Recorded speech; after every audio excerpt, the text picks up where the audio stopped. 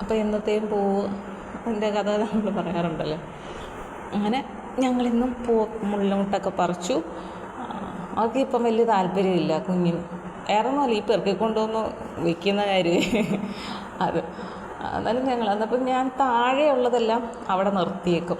കാരണം ഞാൻ അവളെ എടുത്തിട്ട് അവളെ കൊണ്ട് ഓരോ മുട്ടും ഇങ്ങനെ പറിച്ചെടുക്കുക എന്നുള്ള രീതി. അപ്പോൾ അവൾക്ക് ഭയങ്കര ഇഷ്ടമാണത്, ഭയങ്കര സന്തോഷം. അപ്പം താഴെയുള്ളതെല്ലാം ഞാൻ അവിടെ നിർത്തിയിട്ട് മുകളിലൊക്കെ ഉള്ളതെല്ലാം ഞാൻ പറിച്ചെടുക്കും. അങ്ങനെ ചെയ്യും.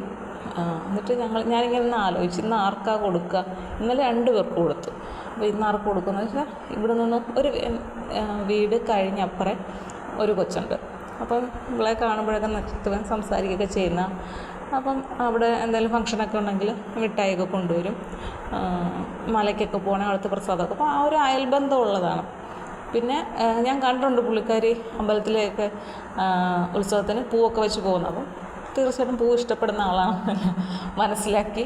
അങ്ങനെ ഞങ്ങൾ 2 പേരും ഒരു 4% മുട്ടൊക്കെ എടുത്ത് ഒരു പേപ്പറിൽ പൊതിഞ്ഞ്. അപ്പോൾ ഇങ്ങനെയൊക്കെ പൊതിഞ്ഞൊക്കെ കെട്ടിക്കഴിഞ്ഞാൽ എൻ്റെ മോനിന് അത് അപ്പോൾ തന്നെ കൈ പിടിക്കണം. പക്ഷേ ഇന്നത്തെ കാര്യം എന്താണെന്നറിയത്തില്ല. ചെരുപ്പിന് പാപ്പായെന്നാണ് പറയുക. അപ്പം ഒരു പൂട്ടുള്ള ചെരുപ്പുണ്ട്. അത് കഴിഞ്ഞ പ്രാവശ്യം വീട്ടിൽ പോയപ്പോൾ അവിടെ നിന്ന് കൊണ്ടുവന്നതാണ്. അത് എടുത്തുകൊണ്ട് വന്നു ഇന്ന്. അതൊക്കെ ഇങ്ങനെ ഓരോ സ്ഥലത്ത് ഇങ്ങനെ മാറ്റിയിട്ടേക്കുമായിരുന്നു. ഇന്ന് ഞാനതെടുത്ത് കാണത്തക്ക രീതി വെച്ചതുകൊണ്ട് അത് എടുത്തുകൊണ്ട് വന്നു. പിന്നെ ഇന്ന് അതിൻ്റെ പുറകെയായിരുന്നു. അപ്പം അത് ഇട്ടുകൊണ്ട് നടക്കുന്നതിലായിരുന്നു ആൾക്ക് ശ്രദ്ധ. അങ്ങനെ അതും ഇട്ടുകൊണ്ട് അങ്ങനെ നടന്നു. ഞാൻ അപ്പോൾ ഞാൻ കയ്യിൽ തന്നെ പിടിച്ചു. അങ്ങനെ ഞങ്ങൾ റോഡിലെത്തി. പുതിയ റോഡാണ്. ആ റോഡ് വഴി പോയി. അപ്പോൾ നോക്കിയപ്പോൾ ആ വീട്ടിലെ അമ്മൂമ്മ അങ്ങോട്ട് മാറി നിൽപ്പുണ്ട്. ഞാൻ ചോദിച്ചു പിള്ളേരുണ്ട്. അകത്തുണ്ടെന്ന് പറഞ്ഞ് ഞങ്ങൾ ചെന്ന് വിളിച്ചു, കൊടുത്തു.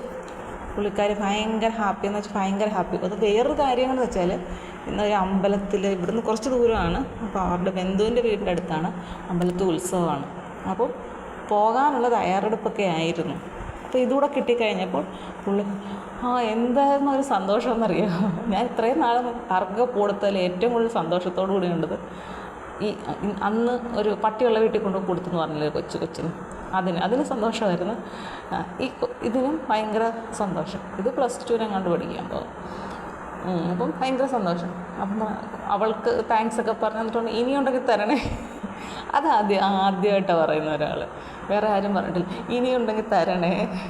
ഞാൻ പറഞ്ഞു ഓക്കെ എന്ന് പറഞ്ഞിട്ട് ഞങ്ങളവിടെ നിന്ന് കുറച്ച് നേരമൊക്കെ സംസാരിച്ച്. അങ്ങനെ ഒരു കൊച്ചനെ കൂടെ ഉണ്ട്.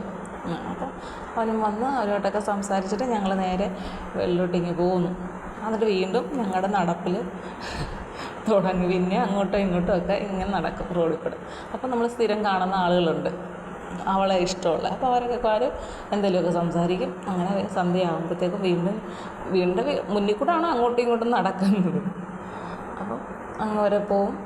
അവിടെ നിന്ന് തിരിച്ചു വരും.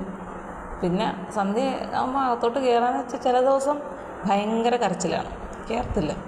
പിന്നെ അതും ഇതൊക്കെ പറഞ്ഞ് എങ്ങനെയെങ്കിലും വീടിനകത്ത് കയറ്റും. അങ്ങനെ വീടിനകത്ത് കയറി. അതായിരുന്നു ഇന്നത്തെ മേള.